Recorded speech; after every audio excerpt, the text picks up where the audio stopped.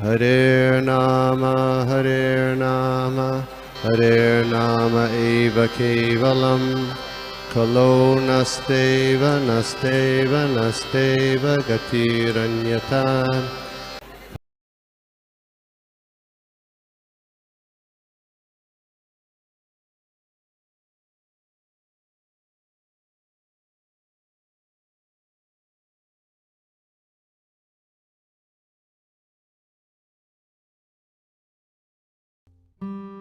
Yeah, Hare Krishna Mataji, Dandavat Pranam. Thank you so much, Aparna Mataji. Hare Krishna. So, Hare Krishna. So, we will start with prayers. Hare Krishna. Yeah.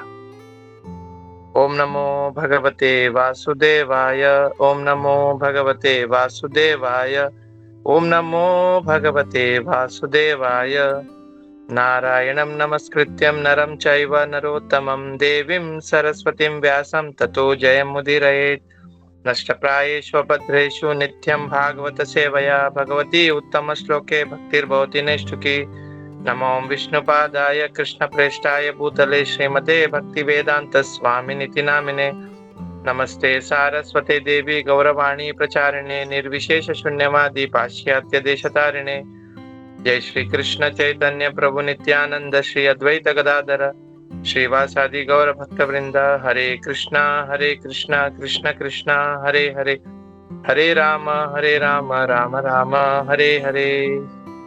हरे कृष्ण महामंत्र की जय। श्रील प्रभुपाद की जय। हरे कृष्णा। हरे कृष्णा। तो आज हम देखने वाले तीसरे स्कंद का 15 अध्याय श्लोक क्रमांक 40 और 41 को देखेंगे। और इस अध्याय का जो शीर्षक है ईश्वर के साम्राज्य का वर्णन। सो विल चैंट श्लोक और अनुवाद और तात्पर्य देखते हैं। तो श्लोक इस प्रकार है। जो 40 जो श्लोक है उसका श्लोक इस प्रकार है। पीतां सुके प्रता नितांबनि विस्पृहन्त्या काञ्चालिभिर्विरुत्य वनमालया च वल्गु प्रकोष्ठ वलयं विनीता सुतांसे विनायस्हस्तम् इतरेण दुनाना अब्जम। अनुवाद और तात्पर्य श्रील प्रभुपाद द्वारा। श्रील प्रभुपाद की जय। अनुवाद। वे करदनी से अलंकृत थे जो उनके विशाल भुजाओं को आवृत किए हुए पीत वस्त्र पर चमचमा रही थी। वे ताजे फूलों की माला पहने थे जो गुंजरित भौरों से लक्षित थी। उनकी सुंदर कलाइयों पर कंगन सुशोभित थे और वे अपना एक हाथ अपने वाहन गरुड़ के कंधे पर रखे थे तथा दूसरे हाथ से कमल का फूल घुमा रहे थे। तात्पर्य श्रील प्रभुपाद द्वारा। यहाँ पर मुनियों द्वारा स्वयं अनुभव किया गया भगवान का पूर्ण विवरण है। भगवान का शरीर पीले वस्त्र से आच्छादित था और उनकी कमर पतली थी। वैकुंठ में जब भी भगवान के या उनके किसी पार्षद के वक्षस्थल पर फूल की माला पड़ी हुई होती है तो यह वर्णन रहता है कि उस पर भौरे गुंजार कर रहे हैं। ये सारे स्वरूप अत्यंत सुंदर तथा भक्तों को आकर्षित करने वाले थे। भगवान का एक हाथ उनके वाहन गरुड़ पर था, दूसरे हाथ में वे एक कमल का फूल घुमा रहे थे। ये भगवान नारायण की वैयक्तिक गुण है। हरे कृष्णा।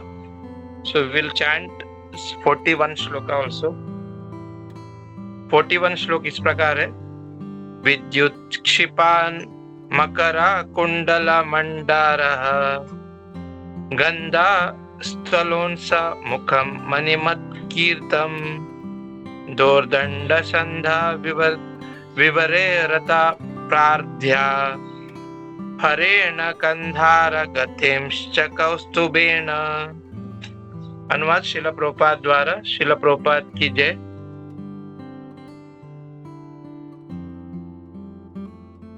अनुवाद। उनका मुखमंडल गालों से सुस्पष्ट हो रहा था, जो उनके बिजली को मात करने वाला मकरांकृत कुंडलों की शोभा को बढ़ा रहे थे। उनकी नाक उन्नत थी और उनका सिर रत्न जटित मुकुट से आवृत था। उनकी बलिष्ठ भुजाओं के मध्य एक मोहक हार लटक रहा था और उनकी गर्दन कौस्तुभ मणि से विभूषित थी। हरे कृष्णा। श्रील प्रभुपाद की जय। हरे कृष्णा। हम लोग आज 2 श्लोक कवर करने वाले, 40 और 41। मैंने जो कुछ यहाँ पे प्रिपेयर किया है इस्कॉन अयोध्या से, तो मैं वही यहाँ पे बोलने का प्रयास करूंगा। मुझ में कोई योग्यता नहीं है, बिकॉज यहाँ पे भगवान का वर्णन हो रहा है, बट जो कुछ हमारे जो सीनियर डिवोटीज है उन्होंने जो बताया इस श्लोक के ऊपर, तो वही मैं यहाँ पे बोलने का प्रयास करता हूँ। हरे कृष्णा। श्रील प्रभुपाद की जय। तो हम देख रहे हैं कि आज के जो श्लोक है उसके माध्यम से हम देख रहे हैं कि कैसे ब्रह्मा जी जो है देवताओं को जब सनत कुमार और जो जय विजय जो पार्षद थे भगवान के, जो द्वारपाल थे, उनके बीच में जो भी कुछ प्रसंग हुआ उसके बारे में जब ब्रह्मा जी जब देवताओं को बता रहे थे, तो तब क्या होता है कि उन दोनों के बीच में जब वो प्रसंग चल रहा था, जो सनत कुमार थे और जय विजय जो द्वारपाल थे, तब क्या होता है कि वहां पे भगवान का आगमन होता है। और जो भगवान का स्वरूप है कि जैसे बताया जा रहा है कि भगवान अपने साथ जब भगवान का आगमन होता है वहां पे उस प्रसंग में, तो वहां पे भगवान के साथ भगवान की संगिनी लक्ष्मी जी भी उनके साथ वहां पे पधारते हैं। और साथ में उनके जो पार्षद थे, उनके जो पार्षद थे वो भी उनके साथ थे, जो भगवान के ऊपर चामर डुला रहे थे और उनके ऊपर मोर पंख डुला रहे थे, और उनके सर पर बहुत अच्छा सा एक छाता जिसमें बहुत सारे हीरे मोतियां लटक रही थी। और उस जब उनके जो पार्षद थे जब वो मोर पंख और चामर डुला रहे थे, तो उससे जो हवा के कारण जो उनके जो छाते में जो लटके हुए जो हीरे मोती भी वो भी ऐसे हिल रहे थे। तो ये सब जो हमने देखा अब तक कि ये सब भगवान के जो आसपास के जो चीजें थे उसके बारे में हमने अब तक देखा। तो आज का जो ये जो 2 श्लोक है उसमें भगवान का यहाँ पे वर्णन कर रहे इस 2 श्लोक में। तो इस यहाँ पे आज के जो श्लोक में भगवान के मुखारविंद के बारे में और भगवान ने जो आभूषण पहने थे उसके बारे में, भगवान ने जो गले में जो मालाएं पहनी थी और उनके जो कमर में जो करदमनी उन्होंने जो पहना हुआ था उसके बारे में यहाँ पे आज के 2 श्लोक में वर्णन हो रहा है। तो हम देखते हैं कि श्लोक में पीताम शुके करके यहाँ पे वर्ड आया हुआ है। तो इसका मतलब क्या है कि भगवान ने पीला रंग मतलब पीत वस्त्र यहाँ पे धारण किए हैं। तो इसके लिए भगवान का एक नाम क्या है, पीतांबर धारी करके भी हम कहते हैं। और उसके विपरीत अगर हम राधा रानी जो है भगवान की जो अंतरंगा शक्ति है, उनका नाम क्या है, राधा रानी का नाम नीलांबरी करके हम कहते हैं कि भगवान राधा रानी का नाम है नीलांबरी। और इवन बलराम जी को भी हम नीलांबर धारी करके हम कहते हैं। तो ये जो 2 है राधा रानी जी और बलराम जी, ये भगवान ये क्या है, गुरु तत्व है। जो बलराम जी है जो है भगवान के जो राइट साइड है वहां से प्रकट होते हैं, और राधा रानी जो है भगवान के लेफ्ट साइड से प्रकट होते हैं। तो हमें ये दोनों जो है वो हमें सिखाते हैं कि कैसे हम भगवान की सेवा करनी चाहिए करके सिखाते हैं। तो भगवान यहाँ पे क्या पीत मतलब पीत वस्त्र पीला वस्त्र धारण किए। क्यों? बिकॉज जो राधा रानी जो है उनका जो कलर है, उनका जो रंग है वो क्या, तप्त कांचन, मतलब वो पीले मतलब जो गोल्ड जो रहता है, जो पीला कलर रहता है, वो उनका कलर है। तो भगवान ने उसी कलर को यहाँ पे स्वीकार किया, इसके लिए वो पीत वस्त्र वो धारण करते, पीला रंग वो धारण करते। उसी तरह से जो राधा रानी जो है वो ब्लू कलर, जो नीलांबरी ब्लू कलर को धारण करते, बिकॉज जो भगवान कृष्ण वो श्याम वर्ण का है। क्या कहते हैं? नील उत्पल धलम श्यामम यशोद नंद नंदन। मतलब जो भगवान का रंग कैसा है, एक जैसे कि जो नील कमल जो है, जो नील कमल का जो पुष्प है, उसकी जो पंखुड़ी है वो पूरी तरह से नीला रहता है, तो उसका कलर है भगवान का। तो इसके लिए राधा रानी को नीलांबरी करके कहते हैं, बिकॉज भगवान श्याम वर्ण के नीले कलर की, तो वो राधा रानी जी पहनते हैं नीला कलर के वस्त्र को। तो फिर आगे क्या कहते हैं यहाँ पे? पृथु नितांबनी, मतलब उनकी जो कमर है वो बहुत पतली है। अगर हम देखते हैं कि हमारे जो कमर का जो बाहर का हिस्सा है वो ब्रॉड है, तो भगवान का जो कमर का हिस्सा क्या ब्रॉड है, और उनकी जो कमर जो है, जो बीच का जो पोर्शन है वो बहुत मतलब पतली है। तो वह यहाँ पे इस श्लोक में बता रहे कि पृथु नितांबनी, मतलब उनकी जो कमर है वह पतली है करके यहाँ पे बता रहे। फिर क्या बोल रहे? विषुपहरंतिया, मतलब उनके जो कमर के ऊपर क्या है? करदमनी। जो हम देखते हैं कि नॉर्मली हम अगर साउथ इंडिया की तरफ जाते हैं तो शादी विवाह में जो दुल्हन जो है वो पहनती है ऐसा करदमनी, मतलब कमर के बीच में वो पहनती है, तो वह भगवान ने पहना हुआ था, जिससे वो करदमनी इतना मतलब चमचमा रही थी, ऐसा इस श्लोक में बता रहे। फिर क्या कहते हैं यहाँ पे कि कांचल्य वीर, मतलब भगवान की जो छाती है वो ब्रॉड है, मतलब बहुत मतलब एकदम से ब्रॉड है, ऐसा इस श्लोक में कह रहे हैं। फिर भगवान ने क्या पहना है? वन माला है, मतलब भगवान के गले में वन माला है, मतलब वन माला है, मतलब वन की माला वो भगवान ने पहना हुआ है। तो ये जो वन माला है इसको कैसे बनते हैं? ये जो 5 प्रकार के फ्लावर से ये वन माला को ये जो माला को बनाते हैं, इसको वैजंती माला भी कहते हैं या वन माला, मतलब 5 प्रकार की माला है। तो ये जो पांच फ्लावर, इसमें क्या क्या आते हैं? तो बताते हैं कि ये जो 5 जो फ्लावर है वो कौन से है? एक तो है मंदार करके एक फ्लावर है, दूसरा है कुंद, और तीसरा जो फ्लावर है उसका नाम है पारिजात, और चौथा है कमल, और पांचवा है तुलसी करके। तो ये जो 5 जो फ्लावर है, इससे ये भगवान के जो माला है गले में वन माला, इससे वो बनती है। मतलब इतनी है खुशबू है, मतलब इतना इसका सुगंध है, 5 फ्लावर से जो बनता है जो माला, इसका इतना सुगंध है करके इस श्लोक में बताया जा रहा है। फिर बोलते कि मतलब जहाँ कहीं भी इस माला का वर्णन होता है, भगवान के जो गले में जो माला है वैजंती माला या वन माला, इसका जब भी वर्णन होता है तो वहां पे उस माला के आजू बाजू में भंवरे घूमते रहते करके इस श्लोक में बताया जा रहा है। तो आचार्यगण ये बताते हैं कि ये जो भंवरे इसके लिए घूम रहे, ना कि वो जो फ्लावर उसकी सुगंध से ज्यादा भगवान का जो दिव्य शरीर है उससे जो निकला हुआ जो सुगंध है, उसके वजह से उनके जो माला के आजू बाजू में ये भंवरे घूमते रहते करके आचार्यगण बताते हैं।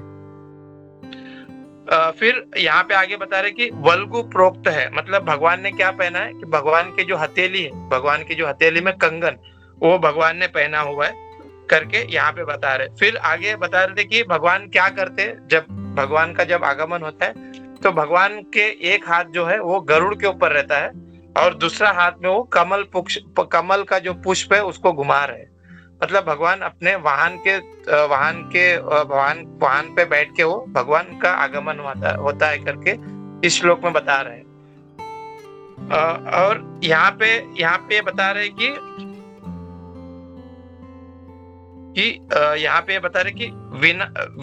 विनात सुताम से। तो यहाँ पे विनात सुताम से मतलब ये जो गरुड़ जो है भगवान का जो वाहन है, उनकी जो माता है उनका नाम यहाँ पे बताया जा रहा है कि गरुड़ का जो गरुड़ जो है, ये कौन है? विनीता, उनकी माता विनीता के पुत्र है गरुड़। तो हमने इसका पहले भी इसका हमने बताया था कि कैसे गरुड़ जी का प्राकट्य होता है, कि जो गरुड़ जो है उनकी माता है विनीता, जो दक्ष प्रजापति के पुत्री है, और उनकी एक और पुत्री है, उनका नाम है क्या है?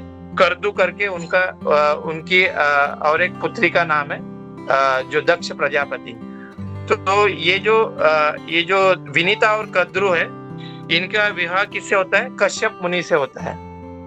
तो एक कथा यहाँ पे भी ये भी आता है कि ये जो कश्यप मुनि के साथ ये जब इन दोनों का विवाह होता है, जब दक्ष प्रजापति ने इन दोनों का विवाह कश्यप मुनि से किया था, कद्रू जो है छोटी बहन है और विनीता जो है बड़ी बहन है, जो गरुड़ जी के माता है। और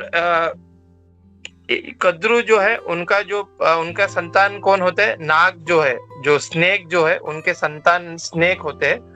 और जो विनीता जो है उनके संतान पक्षीराज, मतलब ये जितने भी पक्षी है उनके संतान प्रकट होते हैं विनीता माता से।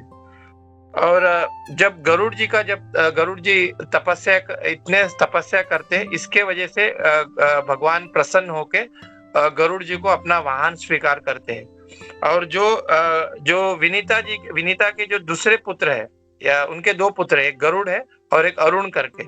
तो गरुड़ भगवान के वाहन बन जाते हैं, और जो अरुण जो है वो सूर्य के सारथी बन जाते हैं। सूर्य, जो भगवान सूर्य है, उनके सारथी बनते अरुण करके।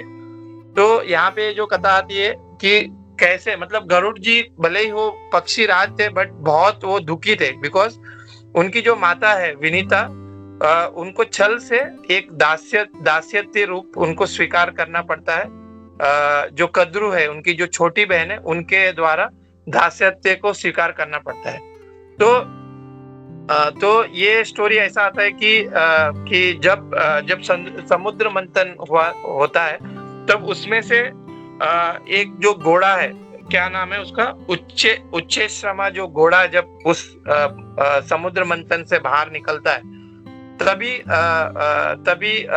कद्रू और विनीता के बीच में वाद विवाद होता है।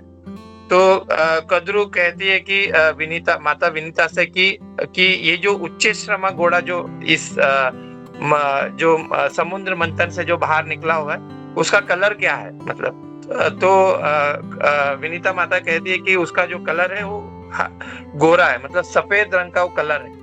तो कद्रू बोलती है कि उसके पूंछ का कलर क्या है? तो विनीता माता कहती है कि अगर घोड़ा सफेद है तो उनका जो पूंछ है वो भी सफेद ही रहेगा, तो सफेद है करके माता विनीता कहती है। तो कद्रू कहती है कि ये जो घोड़ा जो है, इनका जो पूंछ है वो काला है, सफेद नहीं है, काला करके माता कद्रू कहती है। तो उनके बीच में ऐसा शर्त लगता है कि अगर उनके बीच में ये वाद विवाद होने के बाद ऐसा शर्त लगता है कि कद्रू कहती है कि अगर मैं जीतती हूँ तो आप मेरे दासित्व स्वीकार कर लिए, अगर मैं हारती हूँ तो मैं आपका दासित्व स्वीकार करती हूँ करके कद्रू माता कहती है। फिर क्योंकि फिर वो जो विनीता माता भी उसको स्वीकार कर लेती है कि ठीक है करके। तो फिर माता कद्रू क्या करती है कि अपने जो जितने भी जो नाग है उनको बोलती है कि आप लोग क्या करिए, जो घोड़ा जो है उसके जो पूंछ है उसको आप चिपक जाइए, और उसको आप ना चिपक जाइए, और ऐसा दिखना चाहिए कि वो जो घोड़ा का जो पूंछ है वो उसका कलर काला हो जाना चाहिए। आप ऐसा चिपकिए, उससे कोई भी अगर देखे तो ऐसा दिखना चाहिए कि इसका जो पूंछ है वो काला है। तो इस छल से जब विनीता माता देखती है कि अरे इनका पूंछ तो काला हो गया, बिकॉज वो सब जितने नाग जो थे, कद्रू माता के जो भी पुत्र थे नाग, वो सब उस घोड़े के जो पूंछ को चिपक गए। तो उसके वजह से ये जो माता विनीता ने कद्रू माता का जो दासित्व है उनको स्वीकार कर लिया। फिर कद्रू माता विनीता माता को नाग लोक लेके जाती है, वहां पे सब काम उनसे करवाती है। तो इससे जो गरुड़ जी जो थे वो बहुत मतलब दुखी हो जाते। तो फिर जब गरुड़ जी माता विनीता के पास आते हैं और कहते हैं कि मैं पक्षियों में राजा हूँ, मतलब मैं इतने बड़ा राजा होने के कारण भी मेरी माता वो एक दासित्व मतलब एक दासी बनकर रह रही है, तो उनसे उससे मतलब उनको बहुत ये हो जाता है। तो मैं कैसे आपको इस दासित्व से छुड़ा सकता हूँ? तो वो माता विनीता से पूछते हैं गरुड़ जी। तो माता विनीता कहते हैं कि आप जाइए माता कद्रू के पास, वही आपको इसका सॉल्यूशन दे सकते हैं। तो जब गरुड़ जी जब जाते हैं कद्रू माता के पास, और वो कहते हैं कि मुझे मेरी जो माता है उनको इस दासित्व से छुड़ाना है, तो मैं क्या करूं करके। तो कद्रू माता फिर कहते हैं गरुड़ जी से कि आप एक काम करिए, आप इंद्र लोक में जाके जो अमृत है उसका पान हमारे जितने भी नाग है उनको आप कराइए करके कहते हैं। तो फिर ये जो गरुड़ जी है वो इंद्र लोक जाते हैं, वहां पे इंद्र जी से वो रिक्वेस्ट करते कि ऐसा सिचुएशन है, तो आप मुझे ये अमृत दीजिए जिससे मैं ये गरुड़ जी को जितने भी जो नाग जो है उनको मैं अमृत पान कराता हूँ, ताकि मैं अपनी माता को इस दासित्व से छुटकारा दे सकूं। तो जब वो इंद्र से रिक्वेस्ट करते हैं गरुड़ जी, तो इंद्रदेव कहते हैं कि मैं आपको अमृत तो दे सकता हूँ, बट ये जो अमृत जो पाने का जो पात्र है वो ये नाग जितने भी नाग जो है वो उसके पात्र नहीं है। बट मैं ये कर सकता हूँ कि जब मैं उस अमृत को मैं वहां पे लेके आऊंगा, फिर आप अपने माता को अपने वहां से आप उस दासित्व से छुड़ा दीजिए, फिर मैं उसको लेके चले जाऊंगा उस अमृत को। मैं उनको बिकॉज वो जो नाग जो थे वो उसके पात्र नहीं है अमृत के।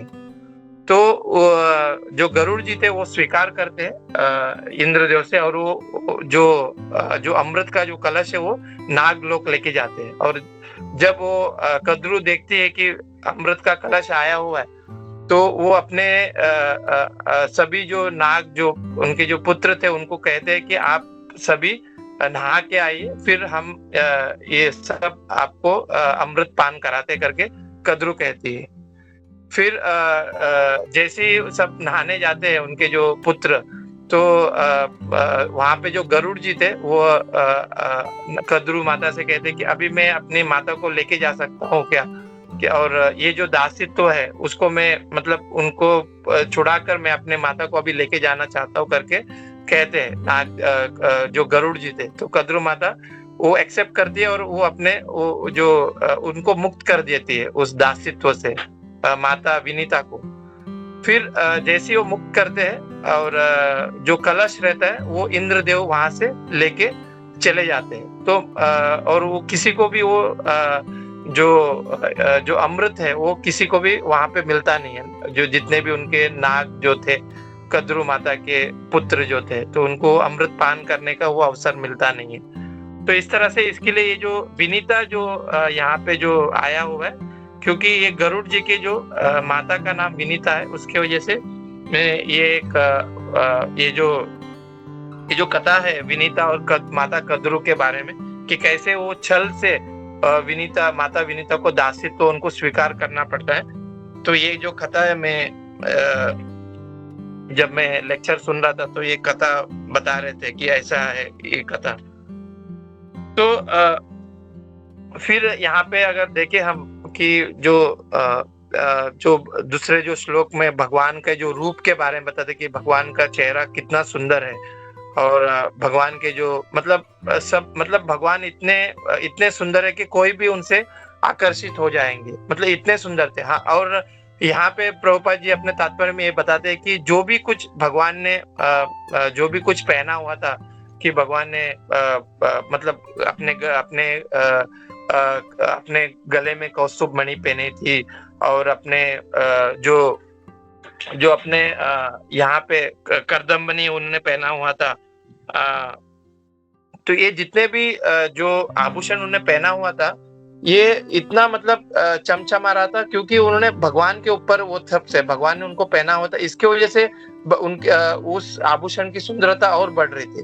नॉर्मली क्या होता है कि हम देखते हैं कि जब हम कोई सामान्य इंसान जब उनको अगर समझो कि ज्यादा सुंदरता दिखना चाहते हैं, तो कुछ आभूषण पहनते तो खुद वो सुंदरता होती है, मतलब खुद वो और सुंदर लगते हैं। बट यहाँ पे अलग केस है, यहाँ पे जो कुछ आभूषण भगवान ने पहना था वो भगवान की वजह से उनकी सुंदरता और बढ़ रही थी।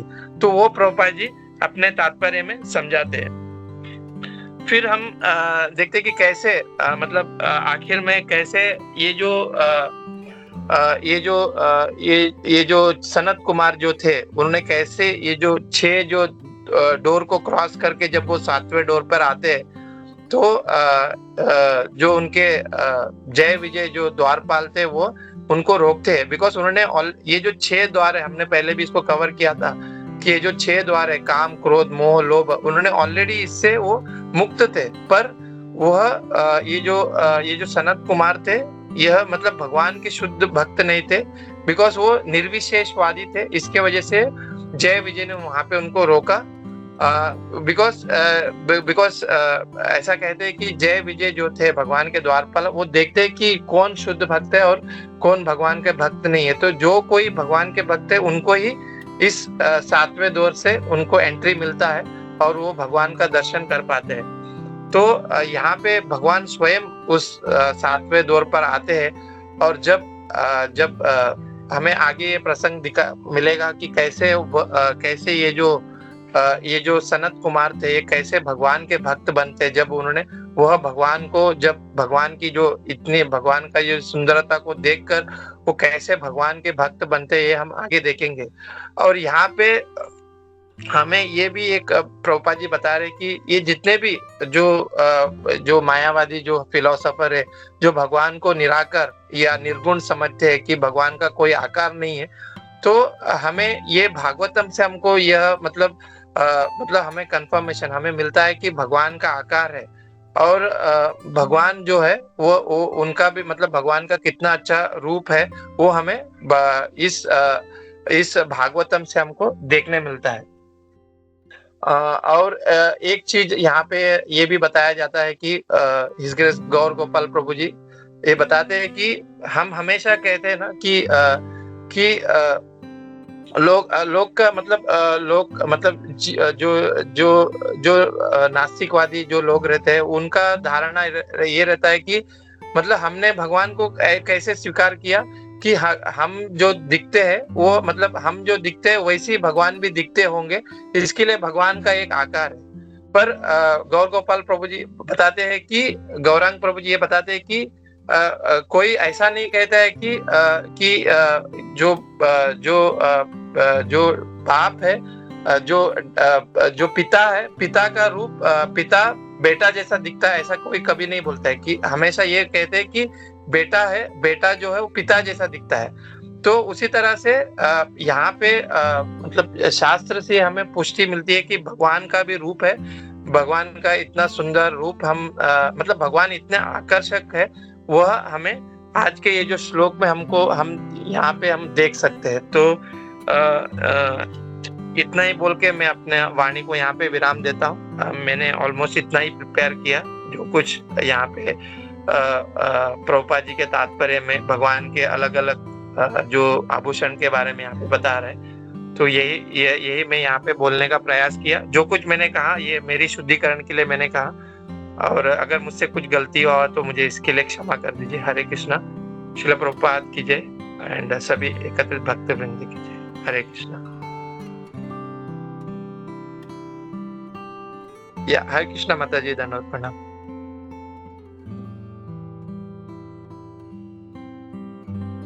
हरे कृष्णा प्रभु जी, धन्यवाद, प्रणाम।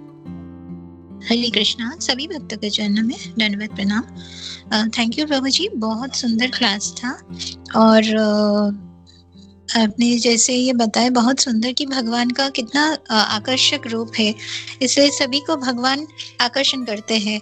और फिर ये जो भगवान का कितना सुंदर ये जो पत्री कमर है, इसमें कस्तूर मणि भगवान के शरीर में चमक रहा है। और फिर जो माला, ये जो इतना सुंदर सुगंध आता है माला से, कितना 5 प्रकार का जो फ्लावर्स है मंदार, कुंद, परिजात, कमल, तुलसी। तो भगवान का ये माला कभी कभी वैजयंती माला भी कहते हैं हम लोग। तो माला भगवान के गले में ये माला बहुत सुंदर लगता है भगवान को। भगवान का रूप इधर प्रभु ने बहुत सुंदर तरीके से वर्णन किए। और फिर भगवान के इसलिए बनमाली भी कहते हैं। ये बनमाला बहुत सारा माला से तैयार है, इसलिए बनमाली कहते हैं भगवान का और एक नाम। और फिर अपने जो ये माता विनीता और माता कद्रू के बारे में जो बताए प्रभु, और फिर राधा रानी क्यों नीला वस्त्र पहनते हैं और फिर भगवान क्यों पीताम्बर धारण करते हैं, ये भी बताए बहुत सुंदर प्रभु। और फिर अपने जो ये जो बताए प्रभुपाद ने जो बताए भगवान का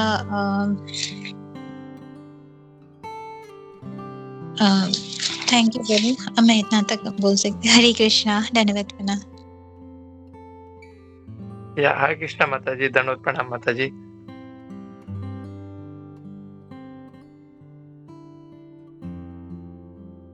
या हरे कृष्णा, जय माता जी, दंडवत प्रणाम। हरे कृष्णा प्रभु जी। प्रभु जी, मेरा एक प्रश्न था। ये वैकुंठ प्लैनेट होता है जिसमें हम सुनते हैं कि हर जैसे वैकुंठ में हम देखते हैं कि लेक्चर में हम सुनते हैं कि सबका जो रूप है वो भगवान के चतुर्भुज रूप की तरह होता है, और वही वो प्लैनेट है क्या प्रभु जी जिसमें सबका अपना खुद का एक वाहन रहता है? या माता जी, हम इस अध्याय में यही देख रहे हैं कि कैसे मतलब वहां पे जो भी निवासी है वो भगवान जैसे ही दिखते हैं। जो चतुर्भुज रूप है वो हम इस अध्याय में देख रहे हैं माता जी। हरे कृष्णा जी प्रभु जी, और सबका अलग एक वाहन भी होता है, जैसे भगवान का गरुड़ वाहन होता है, तो उधर सबका वाहन खुद का अपना उनके पास वाहन भी होता है।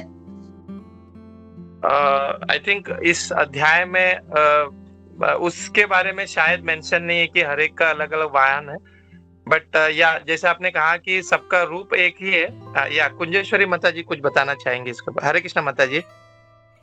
जी, मंडे के क्लास में हेमंगिनी माता जी ने बहुत अच्छे से समझाया था कि सबका अपना अपना एक विमान होता है और वो सब अपने अपने विमानों में अपने पत्नियों के साथ या प्रियों से के साथ रहते हैं। जिधर भी जाना है वो चल के नहीं जाते, विमान में ही जाते थे। हरे कृष्ण। या थैंक यू माता जी, थैंक यू सो मच माता जी। हरे कृष्णा। तो प्रभु जी, that planet is Vaikuntha, right? वो वैकुंठ प्लैनेट है ना?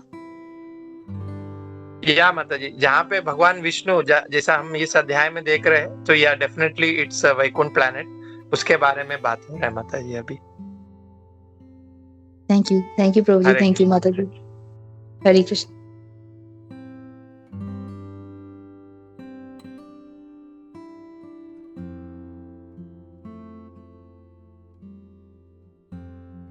या हरे कृष्णा। या इट्स ऑलरेडी 9 प्रभु। सो या प्रभु, हरे कृष्णा प्रभु। हरे कृष्णा। थैंक यू प्रभु। एज यूजुअल आपका क्लास था और काफी सारा जो था श्लोक का परपट से हम लोग को पॉइंट्स तुमने प्रेजेंट किए।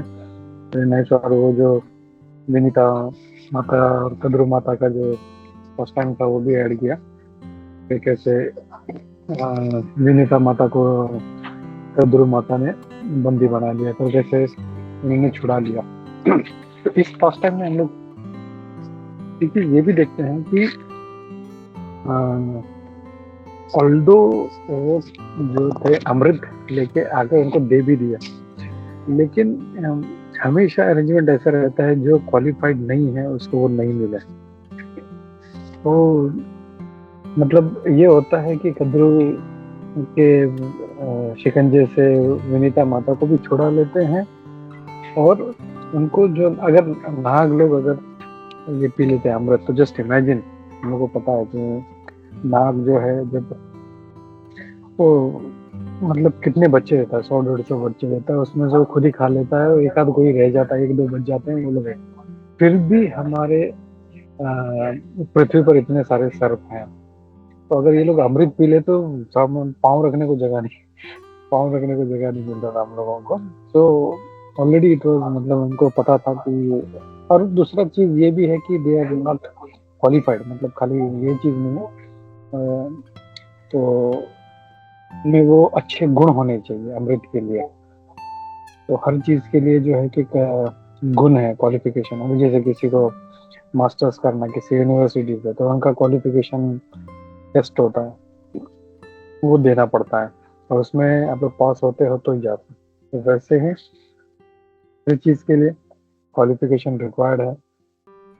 तो उसके लिए हम लोगों को कोशिश करनी चाहिए, एटलीस्ट मटेरियली नहीं तो हम लोग एटलीस्ट स्पिरिचुअली हर चीज के लिए हम लोग अपने आप को क्वालिफाई करें। हियरिंग, चैंटिंग, एसोसिएशन, अच्छे से हम लोग जितना हो सके हम लोग को ये जो है हम लोगों को अपने आप को क्वालिफाई करना चाहिए। और ये क्वालिफाई कैसे करेंगे हम लोग जो है शास्त्रों में जो दिया हुआ है, जो गुण है, उसको डेवलप कर करके एक we can try to qualify ourselves. Thank you Prabhu, as usual, very nice class. Thank you. Hare Krishna. Hare Krishna Prabhu, thank you so much. आपने इतना अच्छा प्रभु इस जो कथा था इसके माध्यम से हमें आपने जो हमें एक्चुअल में क्या सीखना है उसमें, सिर्फ ये कथा नहीं है, we have to learn so many thing की मतलब इससे हमको क्या सीखना है उसके बारे में भी आपने बताया प्रभु। थैंक यू सो मच प्रभु। हरे कृष्णा।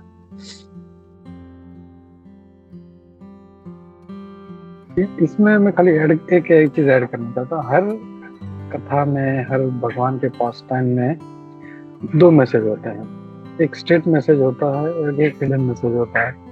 तो हम लोगों को उसमें भगवान और क्या सिखाना चाह रहे हैं, ये भी हम लोगों को उसमें से समझने का प्रयास करना चाहिए। अभी भी अगर हम लोग देखें परम पूज्य राधानाथ महाराज जी का जो कृष्ण लीला के ऊपर हर एक डेमन वो किस चीज को रिप्रेजेंट करता है और कैसे उससे बचना चाहिए, तो वेरी नाइसली महाराज हैज स्पोकन ऑन दैट। हर उनका लीला पे हर डेमन जो है कैसे किस अवगुण को रिप्रेजेंट करता है।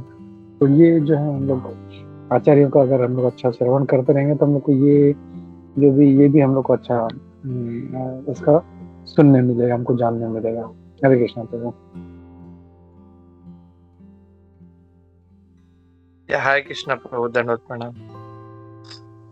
हरे कृष्णा प्रभु जी, बहुत सुंदर था क्लास, बहुत अच्छे से समझाया अपने वो भगवान का।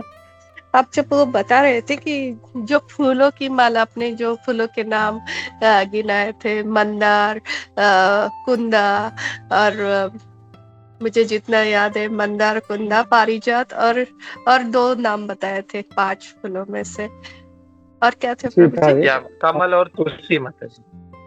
कमल और तुलसी माता। तो तुलसी, कमल और पारिजात में ही सुगंध होता है, और मंदार और इसमें तो कुंदा में बहुत हल्का सा होता है, वाइट फ्लावर रहता है, बहुत हल्का सा। लेकिन उसमें यह था कि जो भगवान से वो माला लगी हुई है, तो भगवान का बहुत सुगंध इतना अच्छा रहता है ना कि चंदन की खुशबू से भी उसकी बहुत ज्यादा खुशबू होती है। राधा गोविंद महाराज बता रहे थे, तो इसी वजह से वो जब भगवान के ऊपर वो फूल चढ़ जाता है माला, तो उसमें वो सब मिक्स होता है, तो उसकी वजह से इतने भौरे आकृष्ट होते हैं ना। तो जब भी भगवान वहां पर रहते हैं ना, तो भौरे वहां पर आएगी, वो मुझे याद आ रहा था। Hare Krishna. Yeah Hare Krishna, thank you so much माता जी। या हरे कृष्णा माता जी।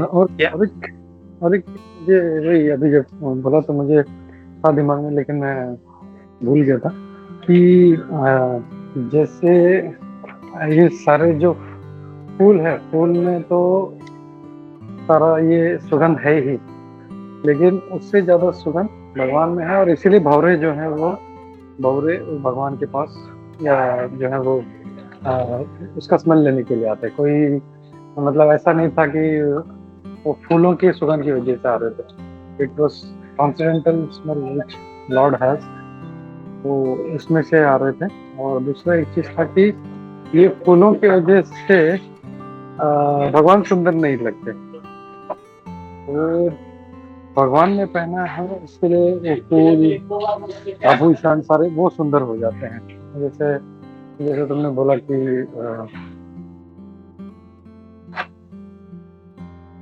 ये सारा चीज जो है ये मतलब हम लोग देखते हैं। तो वैसे इसमें दामोदर लीला में भी अगर हम देखते हैं तो उसका वर्णन आता है कि भगवान ने जो भी पहना था आभूषण, इसकी वजह से आभूषण सुंदर हो गए थे।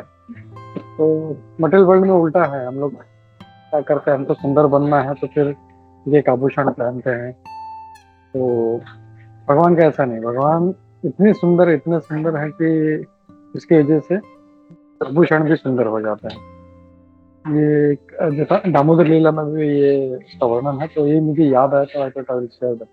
हरे कृष्ण। हरे कृष्णा। थैंक यू प्रभु। हरे कृष्णा प्रभु।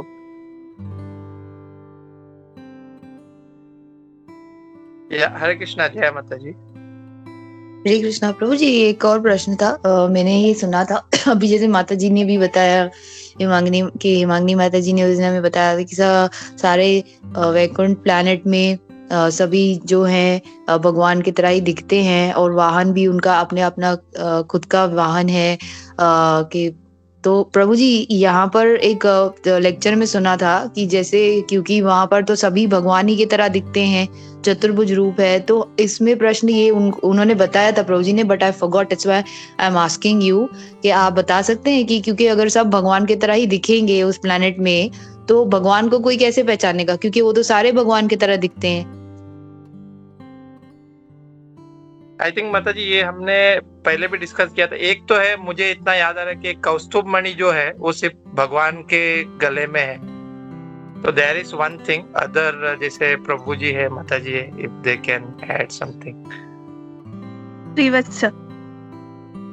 हाँ यस, श्रीवत्स।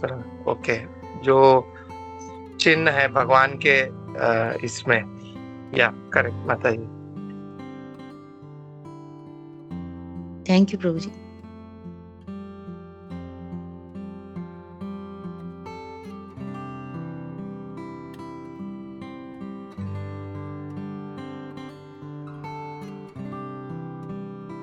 या प्रभु हरे कृष्णा प्रभु। या हरे कृष्णा।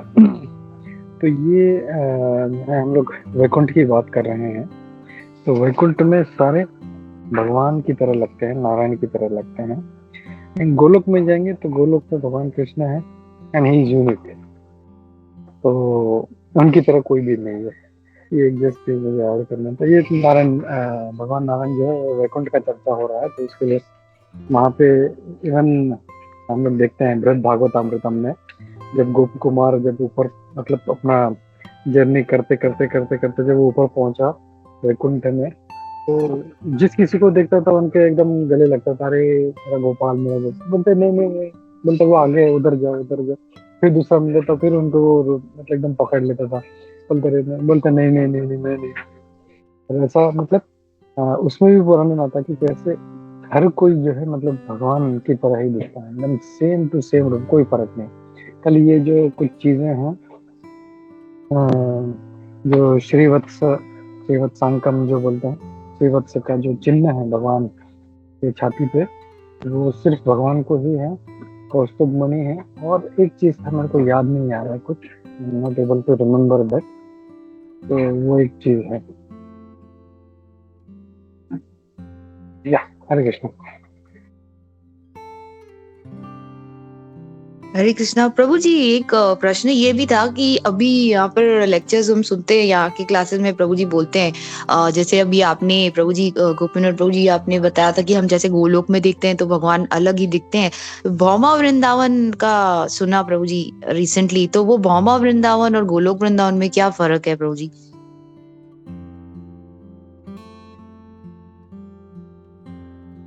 या भौम वृंदावन यानी वो वृंदावन जो पृथ्वी पर है, जो भी हम लोग देखते हैं वो भूमि पर है, इसलिए उसको भौम वृंदावन बोलते हैं। It is non different from Golok Vrindavan. तो ऊपर का जो गोलोक वृंदावन है, जब भगवान अपने साथ आते हैं तो वो फिर अपना वृंदावन धाम, पार्षद, अस्त्र शस्त्र, तो वो सारा कुछ लेके आता है वो। तो जब वो यहाँ पे सेटल हो जाता है इस पर भूमि पर, तो उसको भौम वृंदावन बोलते हैं। जैसे भौम वृंदावन है, फिर भू वैकुंठ है, तो अपने पृथ्वी पर भी वैकुंठ है। ये सब भगवान के जो रेप्लिकाज हैं सारा कुछ ये। हरे कृष्णा। प्रभु जी, भौमा वृंदावन अभी का जो यूपी में जो वृंदावन है वो होगा ना? करेक्ट। थैंक यू प्रभु जी। हरे कृष्णा, धन्यवाद प्रणाम प्रभु जी। हरे कृष्णा, धन्यवाद प्रणाम। ठीक है, okay, thank you everybody, thank you प्रभु। हरे कृष्णा। हम लोग रुकते हैं और नरसिंह आरती की तरफ बढ़ते हैं। पंतराचरण भागवतम की जय, श्रील प्रभुपाद की जय, इस्कॉन गुरु वृंद की जय, सभी उपस्थित भक्त वृंद की जय। हरे कृष्णा। थैंक यू प्रभु। हरे कृष्णा।